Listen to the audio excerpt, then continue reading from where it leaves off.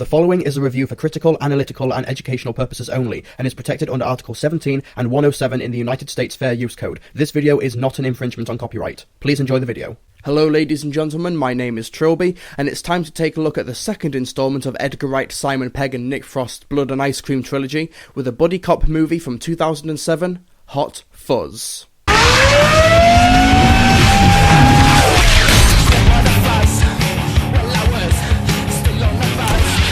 As I said in my last review, Shaun of the Dead was a modest hit at the box office, but it wasn't really groundbreaking during its theatrical run. However, it was its home media release that really raised some eyebrows.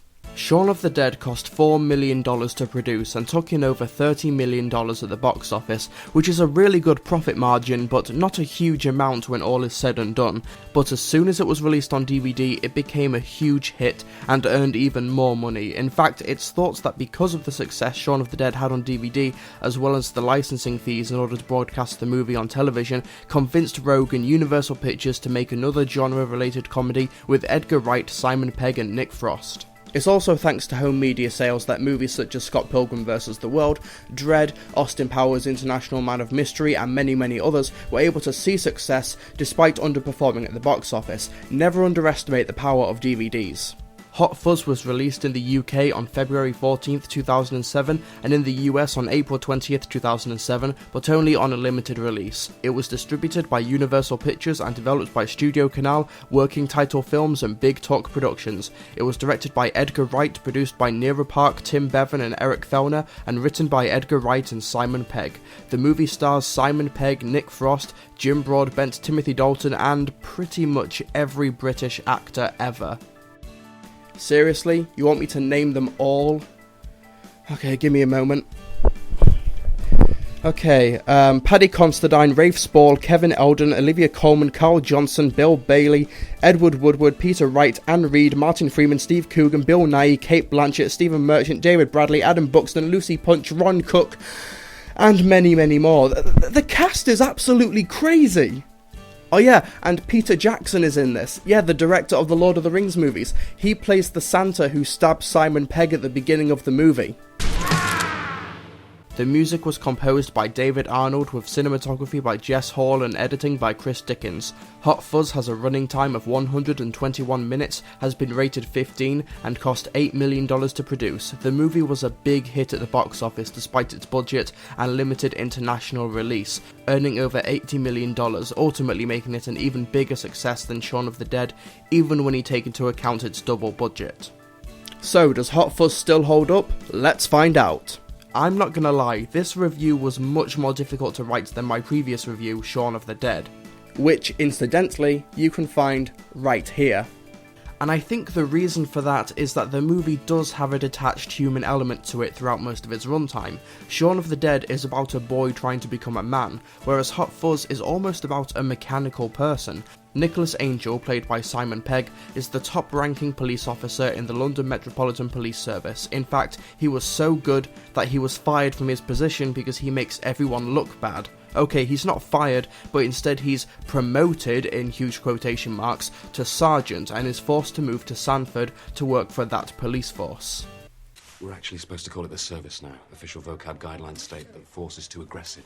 And here's a bit of trivia. When training to become a police officer, the name of the example town that's in the written exams is Sanford. Bet you didn't know that.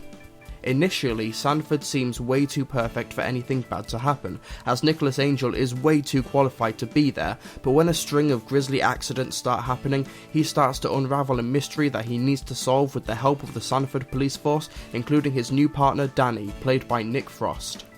I'm going to try and not compare Shaun of the Dead and Hot Fuzz too much. In fact, I'm mainly going to compare them just to show how different they are, if that makes sense.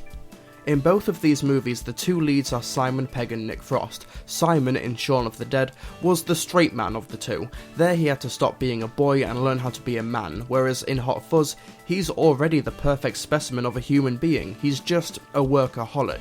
He is definitely the straight man of the entire movie, not just the pairing, as he seems to be the only sane human being. Everyone in London is insane, everyone in Sanford is insane. Near the end, when he shouts, "Am I going completely mad?" He's well justified in thinking that. He may be the only sane person in this world. Make no mistake, Hot Fuzz does not take place in the real world. This takes place in a world where there is the possibility for epic car chases, gruesome deaths, elaborate conspiracies, and buddy cop crime dramas, and that's where Danny comes in. While Nick Frost in Shaun of the Dead was someone with zero ambitions, Danny is someone who does have hopes and dreams, even if he's not as physically or mentally capable as Nicholas is. Come on. Through the gardens? What's the matter, Danny? You never taken a shortcut before?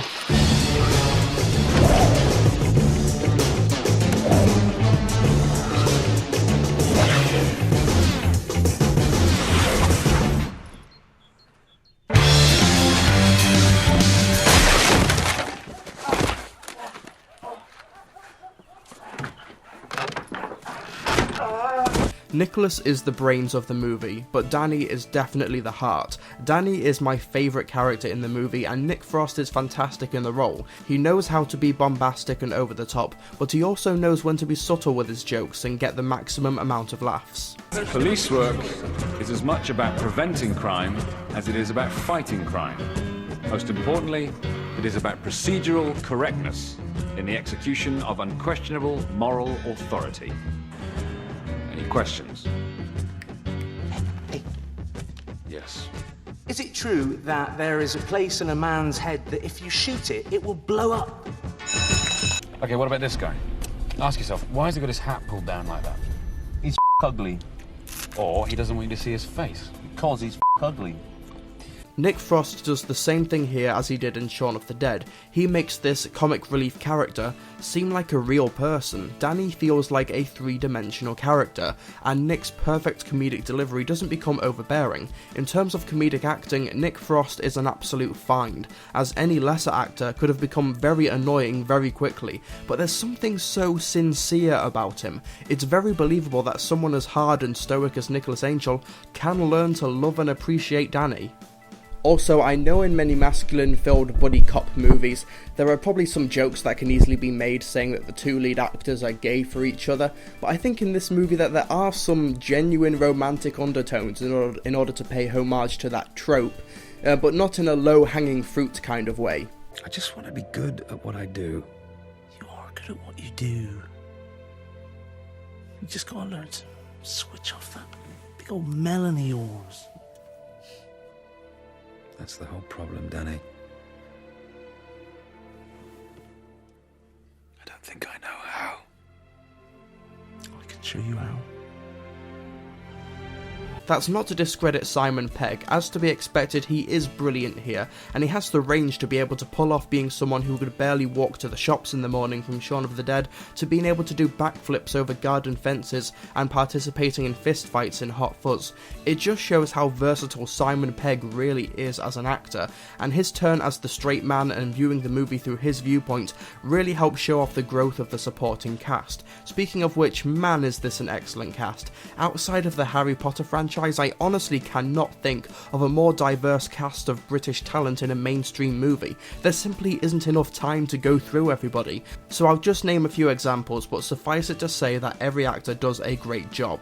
First up, there's Jim Broadbent as Frank, the Chief Inspector. Now, Jim Broadbent is mainly known for playing light-hearted, offbeat characters, but here he really does run the gamut of emotions, as he's a very unpredictable and complex character. But Broadbent is such a good actor that he can sell the numerous transitions that his character goes through.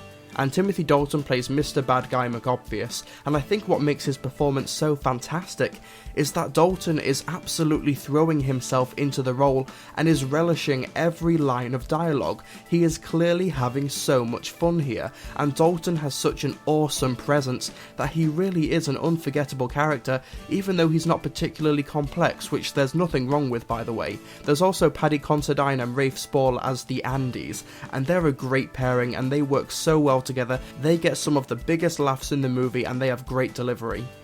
Look, I can assure you it wasn't my intention to upset the apple cart. Yeah, because we all sell apples round here, don't we? Your dad sells apples, Andy. And raspberries. You do know there are more guns in the country than there are in the city. Everybody and their mums is packing round there. Like who? Farmers. Who else? Farmers' mums. Now, I could go on and talk about all of the characters and how great they are, but I honestly would be here all day. There are just that many of them. But suffice it to say that it's a really fantastic cast and none of the actors put a foot wrong. The plot is also really interesting as well, with a great mystery unfolding throughout the movie. There are so many hints throughout the film that you can try and piece together the mystery, but I don't think anyone saw the reveal coming. Now, if you haven't seen Hot Fuzz, then be sure to skip to this point of the review in order to skip all of the spoilers where I reveal just what the big mystery is, okay? You gone? You have been warned. So Nicholas Angel pieces together a fantastically complex conspiracy, and what makes the movie work is that the movie is trying to lead you in this direction. Everything that Nicholas says when he's interrogating Timothy Dalton, I know his character has a name, but let's just face it, he is Timothy Dalton, isn't a fabrication. All of these things did happen, and all of these suspicions do add up in a clever way, but then the movie pulls the rug from under the audience by giving you the most anticlimactic but somehow perfect reveal ever. The fact that all of these people have died because they were blemishes on a perfect village. If there's someone who could jeopardize them from winning Village of the Year, then they kill them. Simple as. It's beautifully simple, but so wonderfully psychotic and perfectly delivered. This does lend itself to quite a few plot holes though, like why was Nicholas enlisted at the neighbourhood watch at the beginning of the movie, only for him to be wanted dead later on, and then they're wearing hoods instead of a normal meeting at the beginning, and also how could Danny not be in on the town folks' plan to kill everybody if he put tomato ketchup in Nicholas's notebook, so they must have known that he was going to be killing him, oh who cares?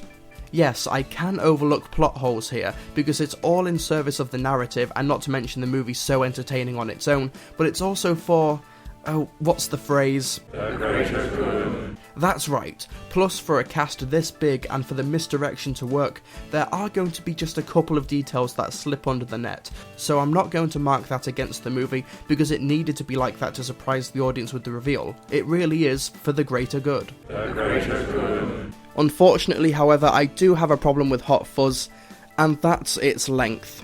Shaun of the Dead was a very well paced and highly detailed 95-minute movie, however Hot Fuzz is 120 minutes long and doesn't quite have that level of detail in its characters because there are so many of them to focus on. This isn't so bad because the first 90 minutes are so well paced and executed.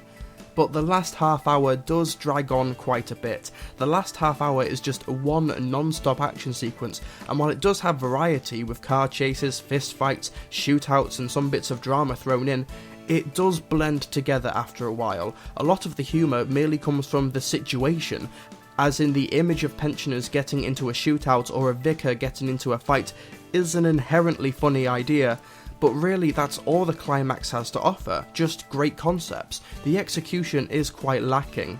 Edgar Wright is a great action director, but the shots and pacing do get quite repetitive towards the end, and to be honest, I just end up feeling quite bored. Hot Fuzz had spent so long paying tribute to buddy cop movies and action flicks, but the climax never quite transcends the genre. It just becomes a rather generic shootout. It is well executed, but considering how long it goes on for, it really doesn't offer anything truly impressive, and the novelty of police officers storming a summer fields really does wear off quickly. It does start to feel indulgent.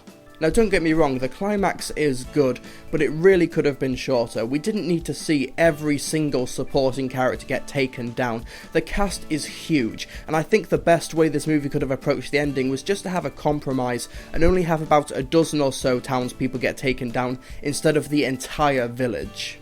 Edgar Wright also claims that during editing, about 30 minutes of footage was cut from the movie, including an entire subplot involving some graffiti that can be found on the DVD release, but the subplot is alluded to near the beginning of the movie, mentioned once, and then is never brought up again. In a normal film, that wouldn't be much of a problem, but this is an Edgar Wright script where everything is set up in lots of detail and gets a satisfying resolution later on, so when something is set up but doesn't have that resolution, it does feel a bit awkward. But I critique because I love, and I do really love Hot Fuzz, I really do, and it's very well made as well. It was made for double the budget of Shaun of the Dead, but considering the cast, the locations, the amount of awesomely executed stunts, not to mention the licensing for all of the films they mention and show footage of, it comes across as 10 times the budget, at least.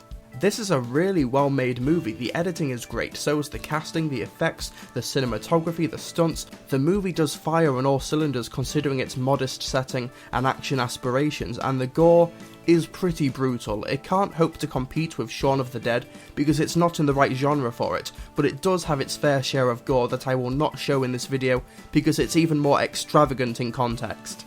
It's also got a good message. It's great to be good at what you do, but don't let life and important people pass you by, because friends and family are what's most important. And that's a lesson that I can get behind. So overall, I really do like Hot Fuzz. Honestly, I really do. I don't think it's as strong as Shaun of the Dead, but that's not to say that it's a bad product, far from it. The script is just as witty, as well thought out and as entertaining as Shaun of the Dead.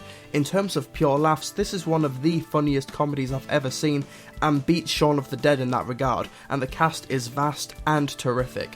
I just feel like the last 30 minutes, while decent, just becomes too noisy and insubstantial, but even then, there are some great lines. You're off the chain! So while I think it's a step down from its predecessor, it's still a great comedy that I recommend you see, regardless of your taste in action films, because the first 90 minutes is just great pure comedy and well thought out storytelling. The last 30 minutes is just a bit generic. It's for these reasons why Hot Fuzz gets 4.5 stars out of 5. Oh, f*** off, grasshopper. No! Jesus Christ! So yeah, that's my review of Hot Fuzz. Now let's find out what you guys and girls had to say about the film.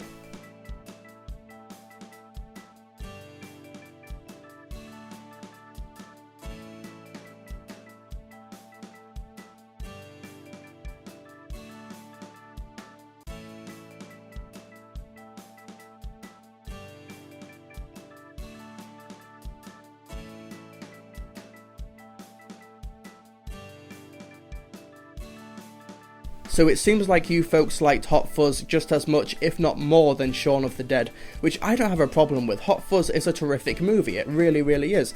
I just tend to switch off towards the end.